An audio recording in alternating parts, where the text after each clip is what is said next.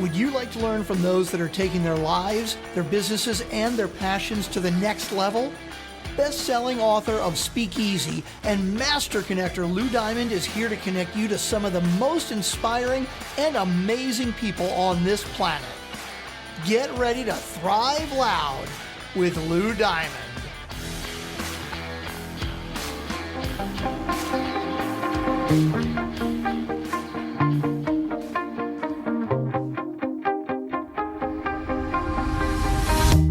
You shot it out, but I can't hear a word you say.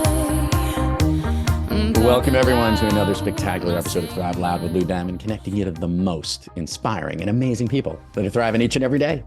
I'm your host, Lou Diamond, and today on Thrive Loud, we have a leader in strategic talent acquisition and development with a passion for helping companies grow.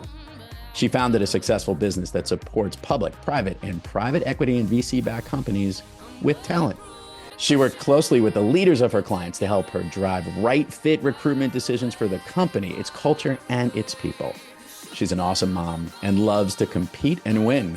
Thrive Loud listeners, I bring you the founder of CPC Talent, Cindy Capone. Cindy, welcome to Thrive Loud.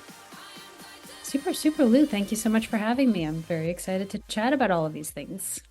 I'm excited on so many levels to chat with you. One, because I actually love talking with people in the talent business from all different aspects of it, because I think it's a really important component to everything that we do. One of the craziest markets anyone's ever dealt with. It's the most up and down type thing. It's got challenges, it's got hurdles, and you've managed to create an entrepreneurial, successful business within this fun space. And here's what I want to do.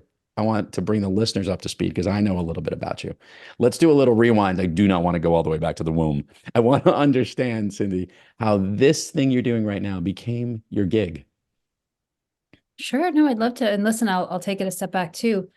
I would say talent is one of the most important things of any business, period. Of course, you have to have good products and good services, but without the right team, there's really no ability to execute. So we get to see and live that every day, and it's awesome.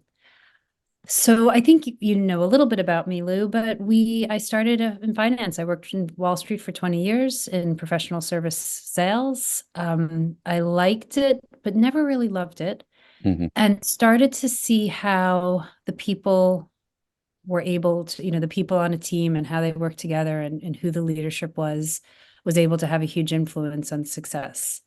I had an amazing opportunity to work for a company called Vonage, which was a VC-backed company that was very successful. We went public. We did a whole bunch of really innovative and amazing things. And I had an opportunity there while working for the CEO to help bring on leaders in different roles. And through that experience, I really got to see again, like small company, big company, how important the right people were. And what does it mean to say right person? And I'll just jump into that a tiny bit because I think it's the most important thing about search and matchmaking and this whole business. It's not necessarily saying X person is a great salesperson or a great accountant. It's really saying, what does a company need? Like, what are the specific skills? Where is this company in its life cycle? What does the team look like? What are the opportunities and the challenges, and really finding the best person for that role. Yeah. And that is the magic of search. It's the challenges of search for sure, but it is, it's to me and to many that work in this industry, just the most motivating and inspirational kind of thing that we can do. And I love it. Getting involved in this field and helping to place things is one thing. As a single individual doing it, starting a company and getting other people underneath it is another. Yeah, that's a really good point. And I talk about that as two separate things these days. I personally think search is one of the greatest careers a person can go into. I think the ability to help founders and leaders is amazing. And I can talk a lot about how I think this field and this world is really, really interesting and intriguing. Two, there's founding a business and not working for a larger company. And that's a really good question, because I started CPC well into my 40s, with a family, with a bunch of kids, at a time that I think, or at least I think, would not have been an optimal time to start a business. Hmm.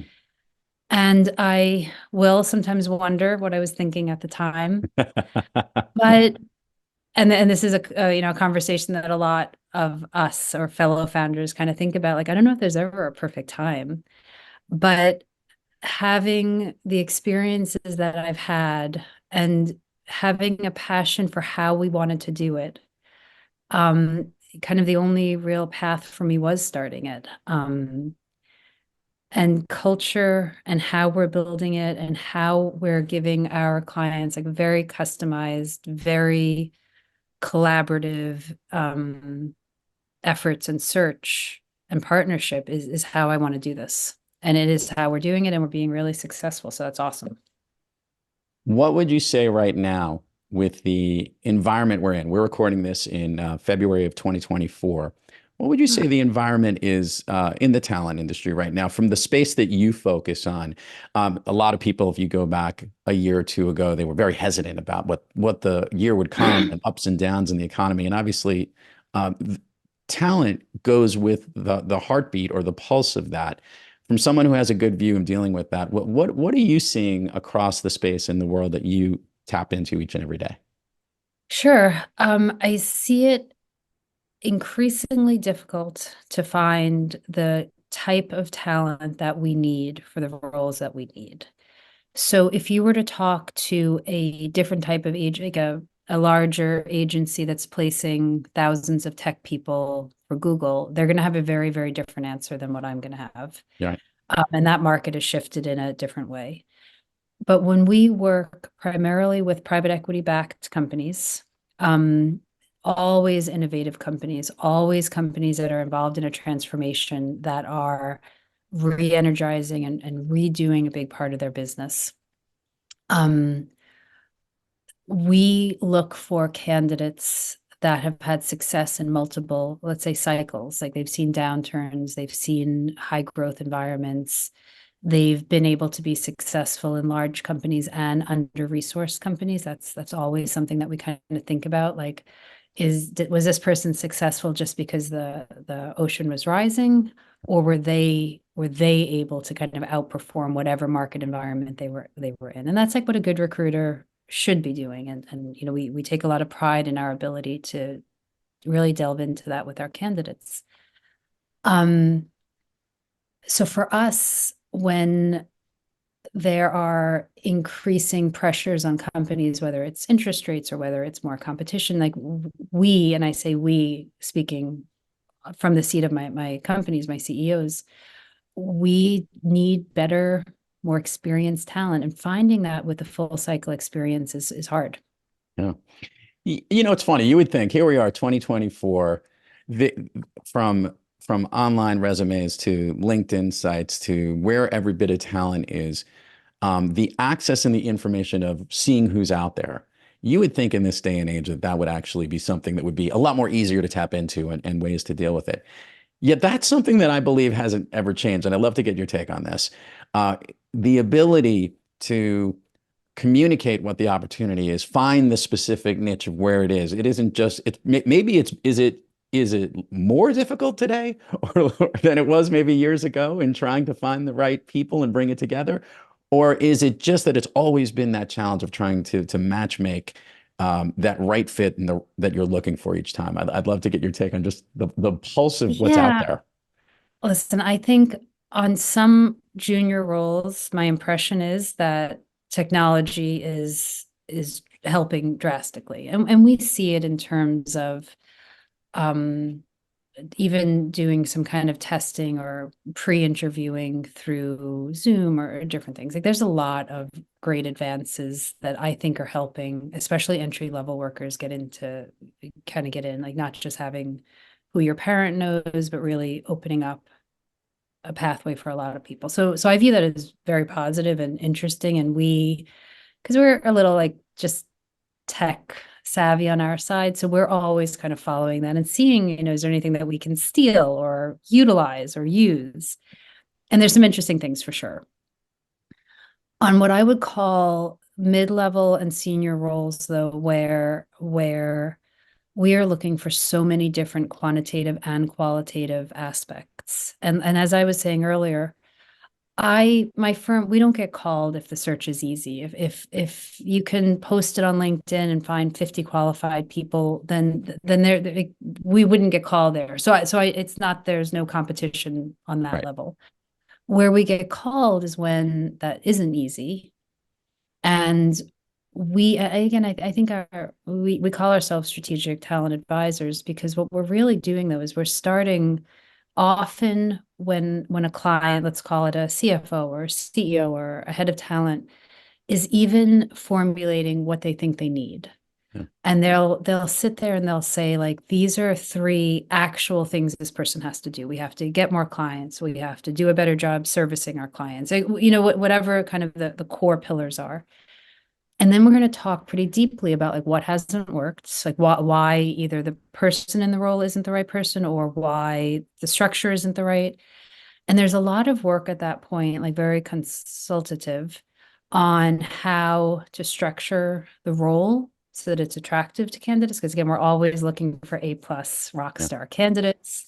And we're always kind of fine tuning like what's the happy area in between where both a really great candidate would feel challenged and feel it's an opportunity, and where the company is getting the things that it really needs. Mhm. Um, Yeah.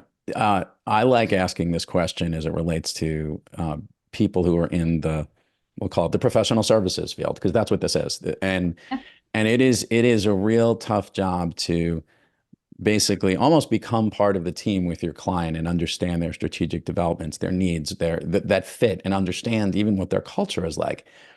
Cindy, what do you do, and what does CPC Talent do uniquely? What is the formulaic way that you've kind of evolved on your own from your own experiences into how you go about understanding all of that, the company, the culture, the fit, and the right piece to mesh that together? I think that's kind of cool, because I think you do something that might be a little you different. wanted me to share our special sauce with A you, little bit. huh? I want kind of like a couple of ingredients. I don't want the whole thing. In fact, maybe like what's one specific thing that you do that you know is part of the uniqueness of what CPC is all about? Sure, but it's not, I call it a secret sauce, but or I'm not a secret about this. Yeah. We think about our companies as an investor would. Again, I mentioned many of our clients are PE backed, or they're public companies, or they're a private company that seeks a path to a public market someday. In all of those situations, we're going in and we're helping them think like an investor, like how is this company going to increase its value through whatever role we're helping to support. And I think that gives a unique insight of being able to really think about the value that any candidate's going to bring. And like there has to be value that they're bringing. It can be a director of FP&A, it can be a head of business development. Like it doesn't have to only be a CEO for us to be talking about like what's the value that this person is going to bring to an organization. And then I'll also say kind of what I said earlier. I really have passion for this, and I'm instilling that and making sure I'm finding that on my team, and making sure we're bringing on people who actually think we're doing like we're listen, I haven't even started talking about with a candidate perspective and how exciting it is to help a person get into a role that they're going to crush it and can often be like life changing for them on getting them on a path to, a whole new level of success. I mean, that's also pretty darn exciting. But I and we take a lot of passion in this. Like it's not, and listen, like I mentioned, like we're not a public company and thinking that we have to close a search in 30 days or it's not successful. Like we're making sure we close a search so that everybody is thrilled, candidate and client. And we view that as our metric that is our guiding light that we really focus on. We have a lot of listeners that are entrepreneurs, professionals, by the way, people who potentially could be your clients that listen to this program all the time. And I always love asking this question specifically about those who have started a company and have literally taken something from nothing to greatness, which is what you're doing. Is then why you're on the show is because you thrive. You're thriving each and every day. But you and I know we have days where we're not quite kicking on all cylinders and we're a little off our game. What I love to do and decode on this program, Cindy, is try to understand what it do you do, maybe what person you seek out, what practice you do, something in your day to get yourself back on the thriving track. Is there something unique that Cindy Capone does? I don't know if it's so unique, but my gosh, I totally have days where it's challenging. I mean, starting a business is hard. Like, and I'm happy to talk with anyone ever about this. And I've been lucky to get to talk to a lot of people who've done it before me and hear of challenges and ways to overcome such. I am lucky, I think, in having I'm a talker. I like people and I like connections. So while I could tell you I love sitting on the beach, the truth is the way that I get re-energized is by talking to people. I have a husband who's a rock star and actually will listen to me talk about this stuff more than he probably ever thought he was going to. I have two sisters who don't work in this business at all, but are willing to, talk through and listen about different stories. And I've got a few friends, some of whom have been there and some, who aren't, but really will engage and kind of challenge and talk. And for me, that is by far the best way to kind of figure out what it is that I want to do and how I want to do it. I like it. Talking it out, having conversations and connecting through conversations. I can't imagine why I would like that, for no reason. I would think we would share that one, Lou. Totally. So I want to get the admin part of the show out of the way before we roll down Fun Street. Can you share with the listeners all the places people can learn about you, learn about CPC Talent, your business?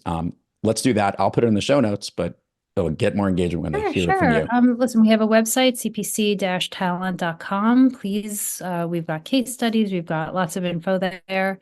My email is cindy@cpc-talent.com, which is the best way. And I'll say, listen, of course, we'd love to talk to more founders and CEOs on what they need, but we're also always talking to great candidates and thinking about how to help them with their next move or their next stage. And we're happy, to have conversations like that too. Like, obviously, that's an important part of what we do. And then we're on LinkedIn, of course, CPC Talent and Cindy Cheswick Capone. I included my maiden name on LinkedIn so I wouldn't get lost. I guess there's a lot of them. I didn't even think about that. I have a name problem too with that for a totally different reason when it comes to it. So great. Everyone go check out these things. Are you ready? Yeah, please. Listen, I'm pretty clear on this. I love talking talent and I love helping businesses grow. So always happy to engage in that. You ready to go down Fun Street here on Thrive Loud? I don't know. I guess I have to say yes. Listeners need to know if you're not watching the video, the viewer with the look of pure fear just came right across the screen. No, I kid. Okay. Share with the listeners what you shared with me as one of your all-time favorite movies. Oh, movies? Oh, okay, that's funny. Legally Blonde. The listeners need to know if there's a good reason for that. Obviously, you're blonde here. And I am blonde, but I would say that isn't the only or the most important reason. Listen, to me, that's a movie. And again, I think that is a story that is really worth remembering is being good and kind wins. And we could kind of laugh at why Elle goes to law school. And of course, it's a silly movie. But it also shows that some hard work and being serious really gets her really far. And it's just a reminder. And it's just like sometimes you just have to buckle down and do the work and, just push yourself through there.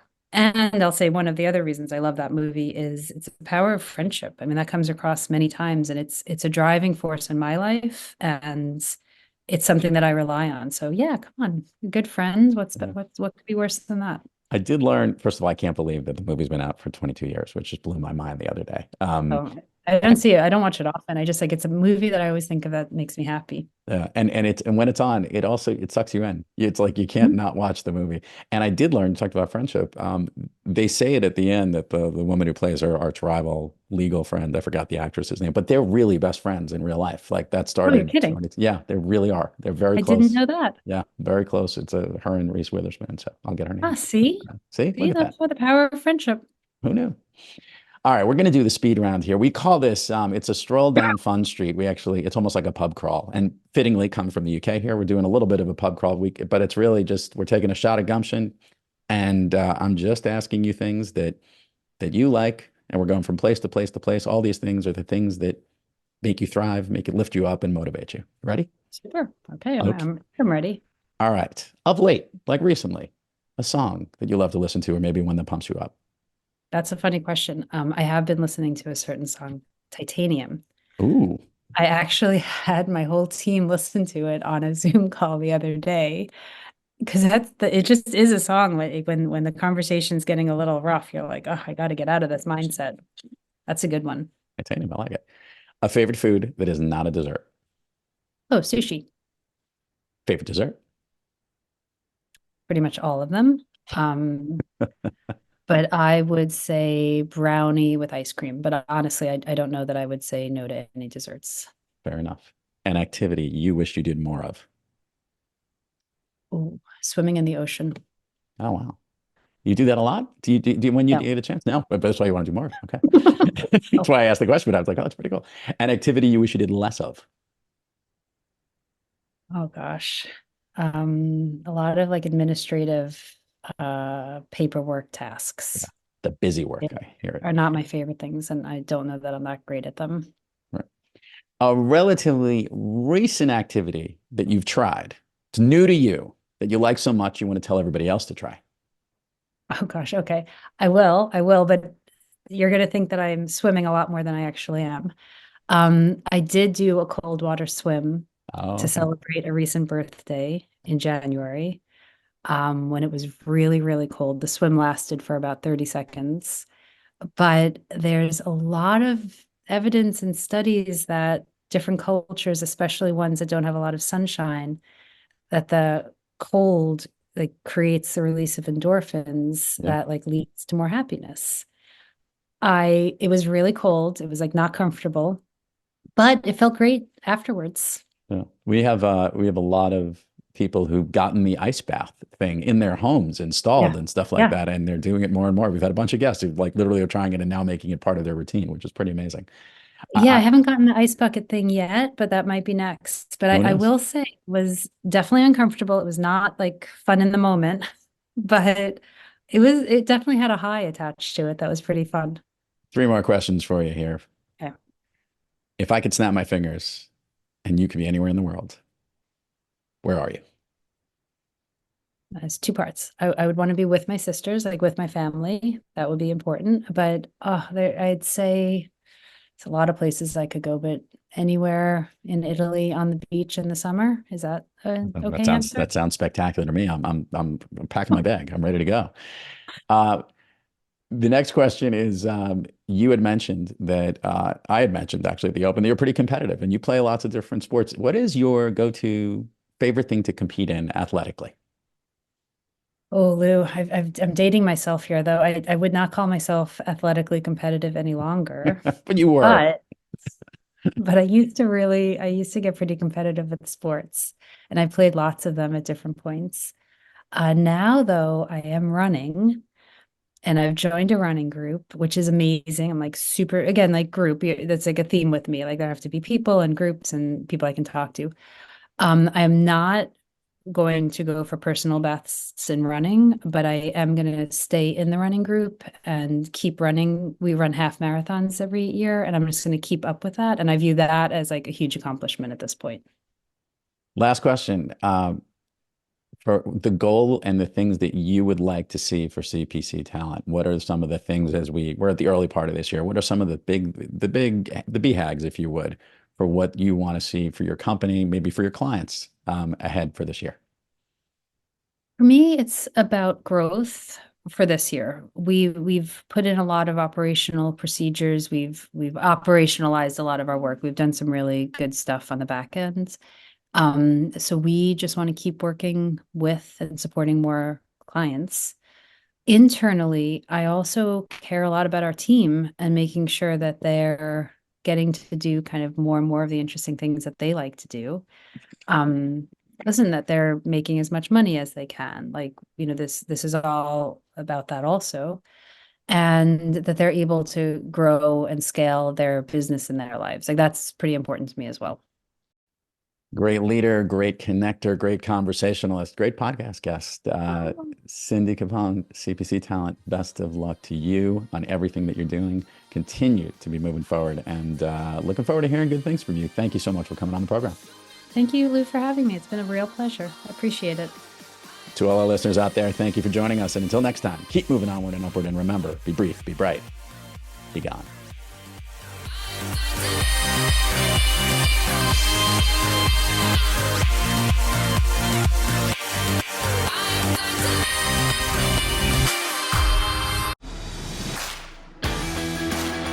You've been listening to Thrive Loud with your host, Lou Diamond.